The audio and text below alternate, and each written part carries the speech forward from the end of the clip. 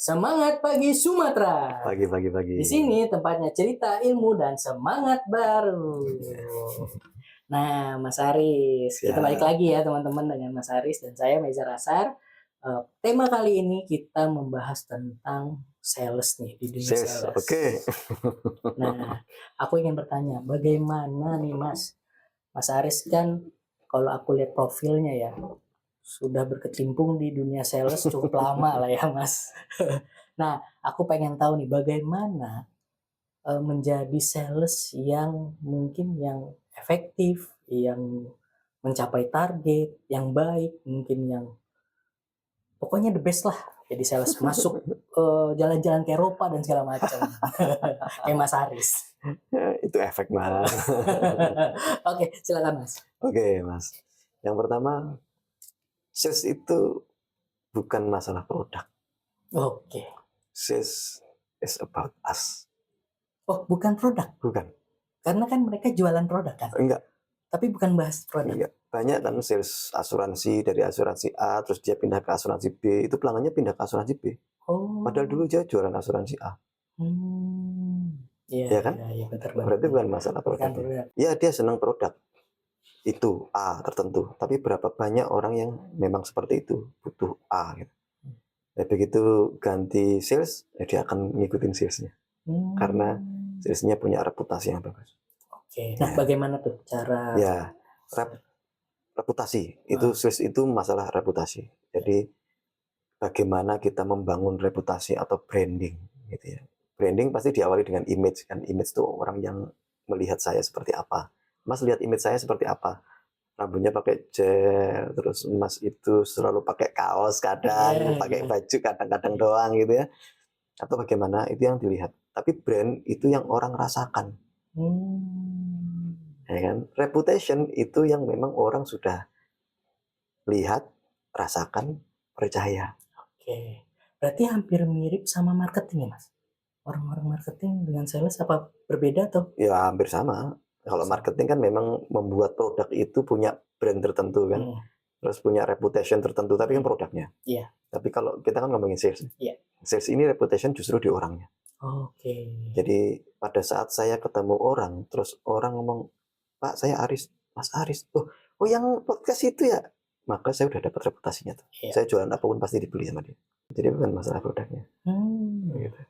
Nah memang pada saat kita reputasinya nggak jalan karena orang itu nggak kenal kita, gitu, atau kita sedang di dalam komunitas yang kita juga nggak tahu, mereka juga nggak tahu kita, ada cara-caranya, ada strateginya untuk melakukan itu.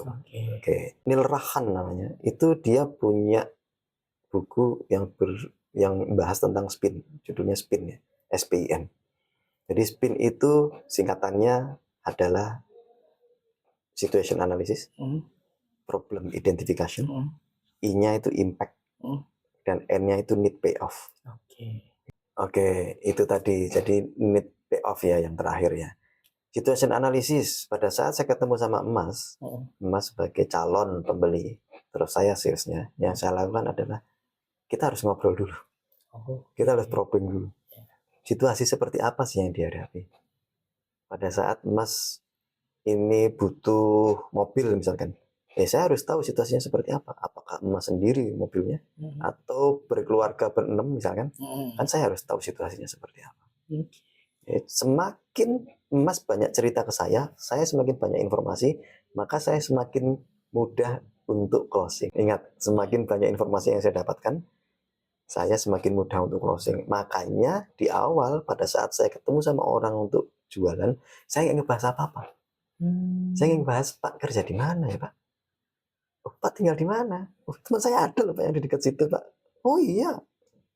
Oh berarti sales ini paling pentingnya itu communication ya? Ya pasti. Oke, setelah situation analysis itu saya dapatkan banyak informasi, maka saya masuk ke problem identification. Mas punya problem apa? Tentang mobil tadi. Iya, mobil saya karena udah tua. Atau mobil saya kecil yang 4 pintu yang cuma berempat, sementara keluarga saya 6. Atau mobil saya itu sebetulnya mobil bagus, tapi ya itu Kalau dibuat jalan pelan malah nggak enak karena lamsamnya ngaturnya untuk ngebut misalkan ini. Iya. Problem-problem ini juga harus kita dapatkan semakin banyak semakin baik. Nah, setelah saya punya pengalaman banyak tentang sales, akhirnya pada saat saya problem identification ini, saya tidak hanya mendapatkan problem dari calon pembeli, tapi kadang nih, saya memberikan problem ke calon pembeli. Saya akan ngomong, Pak, nanti kalau Bapak kayak gitu berarti kalau Bapak pergi-pergi nggak bisa bareng-bareng dong. Iya. Wah, artinya problem ini malah saya lemparkan. Iya.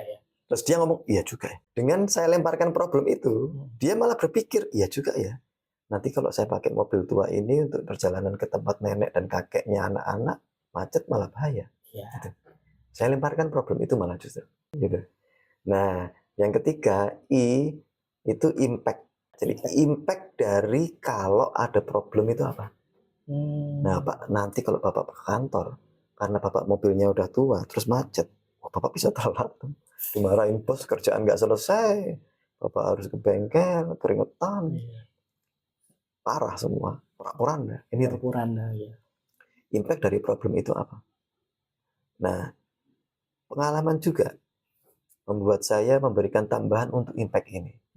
Impact ini saya tambahin dengan impact yang bagus atau positif. Bisa kita sebut dengan harapan.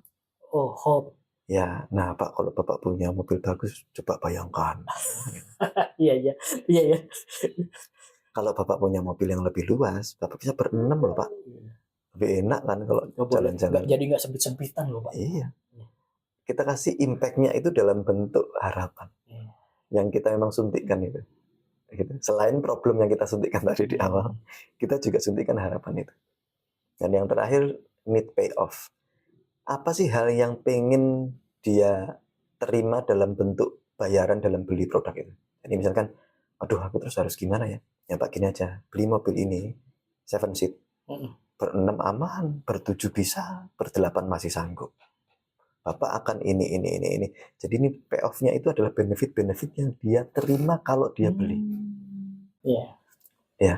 Jadi benefitnya ya. Bukan features ya. Iya. Bukan features, tapi benefit. Bukan, Pak, Bapak kalau beli ini Pak 7 seat, terus Pak lampunya facelift, kan itu. Nggak ngerti. Iya. Terus Pak, ini mesinnya DOHC, double overhead. Ya, wah macam-macam. Bukan itu. Ya, itu boleh disampaikan kalau memang dia mengerti, paham, dan bertanya. Tapi kalau tidak perlu disampaikan. Karena itu feature. Yang kita sampaikan benefit. Pak, mobil ini keamanannya Pak, insya Allah Pak. Jadi side visor-nya itu pelindung kiri dan kanan Pak, itu plat baja Pak. Ya naudzubillah min dzalik, kalau ada motor yang nabrak, kaca nggak akan pecah Pak. Insya Allah keluarga di dalam aman. Nah itu benefit, bukan feature. Pak, ini kacanya bisa naik turun, bukan itu ya. Apalagi kalau ada benefit asuransinya. Ya, itu tambahan. Iya, tambahan. Ya, kalau kita sudah sampaikan benefit tadi, need payoff-nya dengan baik ke dia, terakhir closing. Closing ini bisa dengan pertanyaan. Nah, oke kan Pak? Pertanyaannya bukan pertanyaan terbuka. Kira-kira Bapak kapan mau beli? Bukan, tapi oke, Bapak mau belinya sekarang atau besok saya ke rumah? Jadi jawabannya cuma sekarang atau besok? Sekarang atau besok, tapi tetap beli. Tetap beli. Jadi bukan Bapak kira-kira kapan beli, enggak gitu. Terus bukan Bapak beli yang mana mobilnya, enggak gitu, tapi Bapak beli mobil yang ini atau yang ini. Jadi pertanyaannya udah close question. Close. Tetap intinya beli, tapi di close. Nggak ada pilihan selain nggak beli. Iya, betul. Itu termasuk salah satu mind control. Jadi ada buku judulnya Mind Control kalau saya nggak salah. Itu yang nulis Jeffrey Dawson. Jeffrey Dawson ini ngomong, mind control itu bukan mempengaruhi orang untuk melakukan sesuatu. Tapi mempengaruhi orang supaya dia punya kesimpulan. Terus dia mau melakukan sesuatu itu. Oh, beda sama hipnotis ya? Beda, itu gendam. Kan gini, saya mempengaruhi Mas supaya Mas punya kesimpulan, wah mobil ini berarti keren ya Pak. Iya Pak, oke kan Pak. Terus dia punya kesimpulan, oke ya sudah deh Mas, saya mau beli. Kesimpulan tadi membuat dia mau beli mobil, bukan saya beli ya Pak, bukan gitu. Kalau beli ya Pak itu maksa. Nah, Bukan saya mempengaruhi untuk beli, tapi saya mempengaruhi supaya dia punya kesimpulan, dan kesimpulan itu ngelit dia untuk membeli mobil. Itu mind control menurut Jeffrey Dawson. Dan memang seperti itu. Oke. Gitu. Langkah-langkahnya apa untuk mind control ini supaya teman-teman juga belajar sekalian dari spin tadi. Jeffrey Dawson ngomong ada 4 langkah tuh untuk mind control. Nah, apa aja tuh Mas? Oke, yang pertama, anggap bahwa kita itu sama. Nah, maksudnya contohnya? Jadi kesamaan itu membuat orang nyaman. Makanya dalam ngobrol jangan sebut saya dan Bapak, tapi sebut kita. Pak, kita kan nyaman kan Pak kalau kita pas pergi kemana-mana sekeluarga langsung masuk. Jadi bukan Bapak kan nyaman kan Pak kalau kemana-mana satu keluarga langsung, enggak. Tapi kita. Artinya kita sudah ngomong bahwa kita sama. Concern kita sama. Kalau pergi kemana-mana keluarga berenam ikut terus nggak berdasarkan, kan kita nyaman Pak. Kita. Kata-kata kita dengan saya dan Bapak itu hal yang berbeda. Jadi kita harus merasa sama. Mind control ya, spin ya. Oke. Terus yang kedua, kita tertarik dengan dia. Tadi dengan situation analysis itu kita tambahin, wah bener Pak, wah Bapak keren ya, berarti udah kerja selama 30 tahun ya. Kita tertarik dia.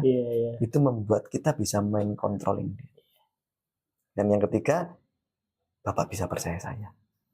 Pak, ini Pak saya udah pakai di rumah. Saya ngomong itu bukan karena produknya, karena saya pakai. Itu membuat orang percaya kan ya. Oke. Dan yang keempat, kalau sudah percaya, ya sudah kita bisa main kontrol. Angka keempat terakhir ya sudah. Itu kita sudah bisa main kontrol. Udah pasti, wah insya Allah close nih. Itu sih Mas. Kalau kita ngomong dari pengalaman praktis ya, yang saya lakukan selama ini, ya hasilnya alhamdulillah bisa kita rasakan lah kalau kita mau berlatih dan belajar terus.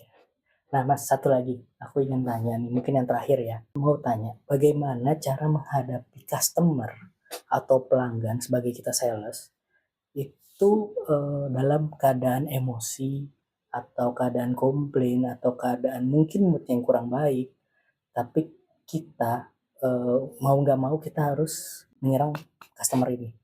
Kira-kira bagaimana menghadapinya Mas? Oke.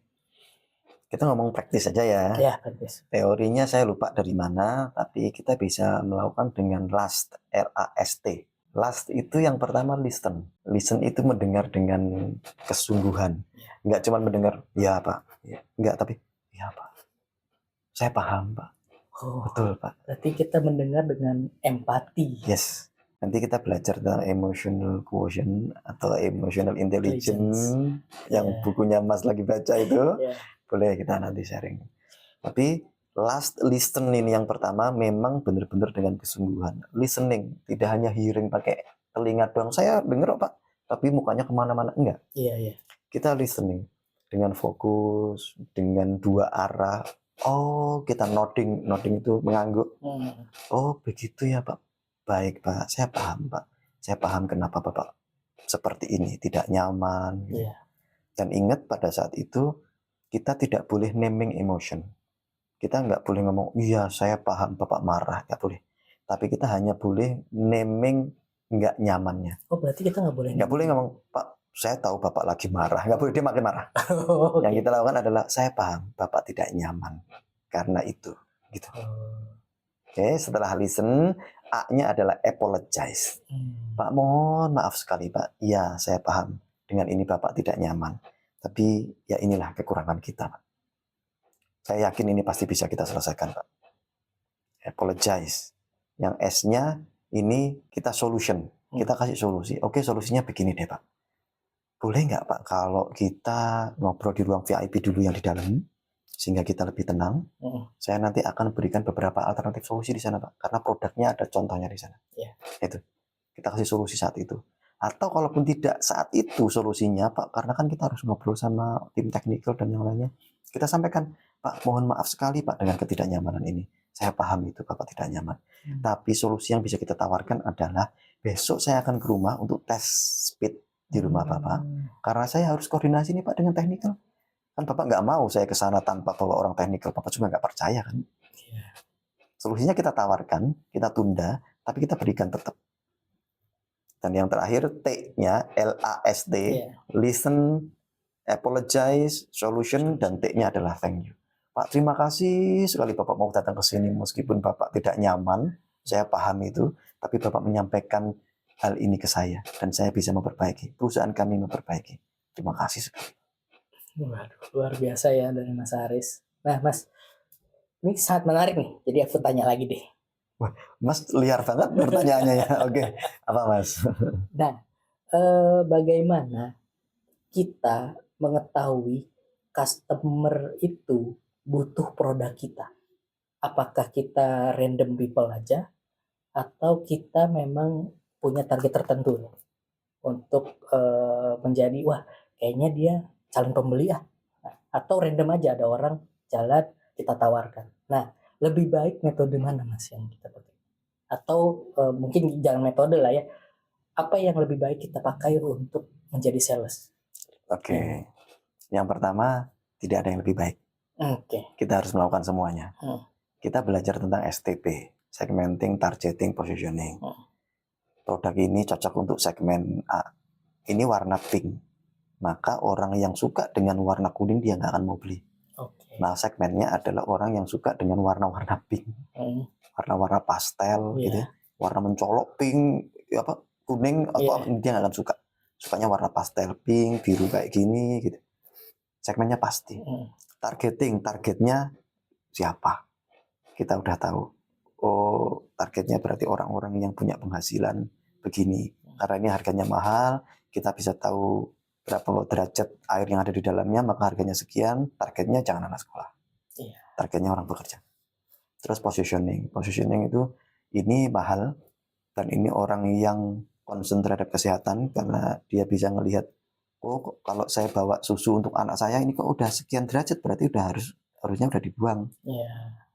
Maka positioning adalah produk ini memang tingkatannya bagus. Kita udah belajar STP itu. Artinya produk ini memang khusus untuk beberapa segmen, target dan position tertentu. Tapi kalau kita belum dapat itu dan belum punya segmen, target dan position tertentu, bagaimana? Ya kita jual ke semua orang. Kita harus belajar pada saat kita menghadapi orang yang seperti ini, orangnya begini, kebutuhannya bukan ini, tapi ini. Di situ kita profiling. Kita ada di ISC namanya, itu profiling untuk kecenderungan ya. Jadi kecenderungan personality. Jadi bukan pasti seperti itu enggak, tapi orang akan kecenderungan ke 4 hal di ISC, dominant, influence, steadiness dan compliant. Dominan ini orang yang memang bos. Waduh, dominan ya karena dominasi ya. Jadi kalau jual produk sama orang ini jangan banyak omong. Waduh. Pak, ini produknya begini, Bapak bisa begini, Bapak nanti akan begini, terus begitu, Bapak mau beli yang ini atau ini, saya selesai. Nggak perlu kita nanya, Bapak kerja di sini udah berapa tahun, nggak perlu. Karena orang dominan nggak suka ngomong. Orang influence beda lagi. Kita mau jual produk ini, kita tanya rumahnya di mana, anaknya sekolah di mana. Karena orangnya influence, dia akan banyak ngomong. Orang steadiness, orangnya tenang. Dia akan membandingkan harga antara ini dan ini. Terpaut 5.000 aja loh, kok ini lebih murah? Iya Pak, karena bahannya memang beda. Iya, steadiness ya. Satu lagi tuh Mas. Orang compliance ini orangnya santai banget. Orangnya nggak mikirin apa-apalah. Gampangnya gitu. Pak, yang ini tuh yang ini. Mana yang Mas jual lah. Mana yang Mas tawarkan cocok buat saya lah. Ini paling enak sih. Makanya jangan nawarin harga rendah kalau ke orang kayak gini. Langsung tawarin ke harga yang tinggi. Karena dia akan beli. Iya. Gitu. Jadi memang seperti itu. Kita bisa melakukan 2 cara tadi. Memang ada STP-nya, segmenting, targeting, dan positioning. Atau kita jual ke beberapa orang, tapi dengan profiling. DSC atau boleh dengan profiling yang lain. Gitu Mas, semoga menjawab. Luar biasa ya untuk kita pembahasan kali ini tentang sales teman-teman. Jadi ada tips and triknya juga tuh dari Mas Aris. Bagaimana menghadapi orang yang dominance, orang yang influence, orang yang steadiness, sama yang satu compliance. Yang paling enak compliance tadi sih memang. Tapi kan kita nggak tahu nih kalau nggak kenalan sama customer atau kita harus profiling. Iya, profiling dulu. Jadi teman-teman pendekatan untuk ke customer atau pelanggan itu sangat penting.